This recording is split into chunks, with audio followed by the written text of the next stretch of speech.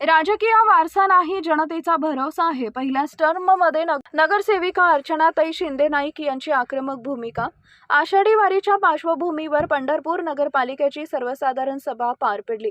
या सभेत विविध विषयांवरील सुमारे 31 प्रस्तावांना मंजुरी देण्यात आली. प्रभाग क्रमांक 1च्या नगरसेविका अर्चना गणेश शिंदे नाईक यांनी आपल्या प्रभागातील मूलभूत प्रश्नांवर ठाम भूमिका घेत प्रशासनाचे लक्ष वेधले. सभागृहात बोलताना त्यांनी नवीन कुंभार गल्ली, कडबे गल्ली, औद्योगिक वसाहत आणि नगर भागातील रस्ते, खडीकरण, मुर्मीकरण, ड्रेनेज, पथदिवे आणि विशेषतः पिण्याच्या पाण्याच्या तीव्र समस्येचा मुद्दा जोरदारपणे उपस्थित केला. अनेक वर्षांपासून प्रभागातील नागरिकांना मूलभूत सुविधांसाठी संघर्ष करावा लागत असून काही ठिकाणी आजही रस्त्याची दुरावस्था कायम असल्याचं त्यांनी निदर्शनास आणून दिले.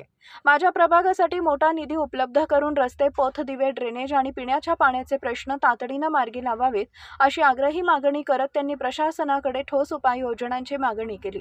कोणताही राजकीय वारसा नसताना केवळ जनतेच्या विश्वासाच्या बळावर नगरसेविका म्हणून निवडून आलेल्या अर्चनाताई शिंदे नाईक सभागृहात कोणते मुद्दे मांडणार याकडे अनेकांचं लक्ष लागलं होतं.